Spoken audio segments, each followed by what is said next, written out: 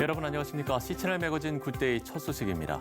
대한예수교 장로회 백석총회가 지난 40일에게 교단 치리로 인해 발생한 고소고발 사건 등의 갈등을 모두 청산하고 성경적 대화합을 이뤘습니다. 총회 재판 피해자와 탈퇴자 모두를 사면 복권하기로 결정한 건데요. 조홍현 기자가 보도합니다. 대한예수교 장로회 백석총회가 지난 27일 실행위원회를 열고 지난해 9월 정기총회 결의에 따라 구성된 특별재심원과 예결산 조사처리위원회 보고를 다뤘습니다.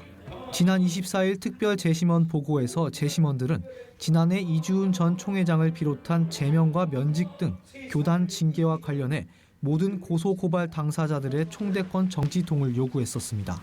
하지만 장종현 총회장의 끊임없는 화해와 중재 제안을 재심원들이 수락하기로 했습니다.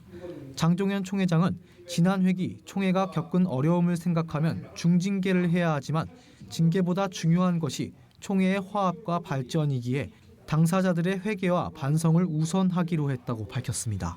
저는 이 기회를 통해서 하나님께서는 영적 지도자는 우리에게 양심이라는 것을 주었다. 법보다 양심이 우선이라는 것을 가졌고 믿음과 그리스도의 사랑을 띄는 것이 참 총회의 발전과 또 교회의 우리 민족의 발전이라고 봅니다. 진정한 사과, 진정한 회개가 동반되지 않으면 어떤 결정을 하더라도 근본적인 해결은 될 수가 없다고 저는 생각했습니다. 양심과 믿음이 살아있고 적어도 영적 지도자로서의 총회를 사랑하는 마음이 있다면 회개하고 반성할 수 있는 기회를 먼저 줘야 된다고 저는 생각해 봤습니다.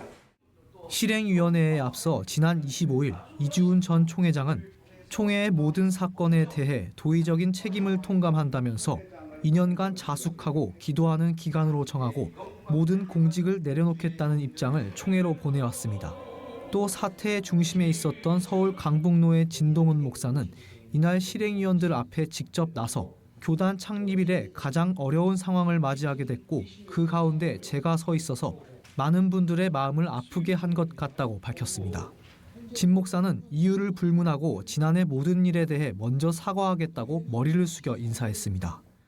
이번 기회를 통해서 마음 상하신 분들이 있었다고 하면 제가 진심으로 사과를 드리고 저 역시도 마음이 편치는 못합니다. 그러나 먼저 사과하는 것이 제 마음도 편할 것 같고 여러분들의 마음을 위로할 것 같아서 이유 불문하고 지난해 있었던 모든 일에 대해서 제가 깊이 사과를 드리겠습니다. 죄송합니다.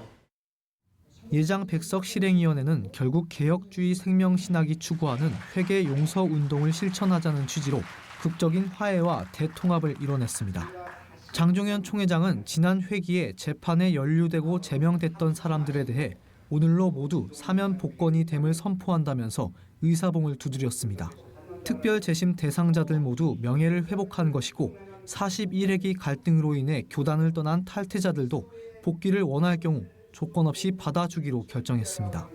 예장 백석 총회는 화합을 축하하는 의미로 신임 노예 임원 교육과 체육대회를 각각 5월 마지막 주와 6월 초에 계획하고 있습니다.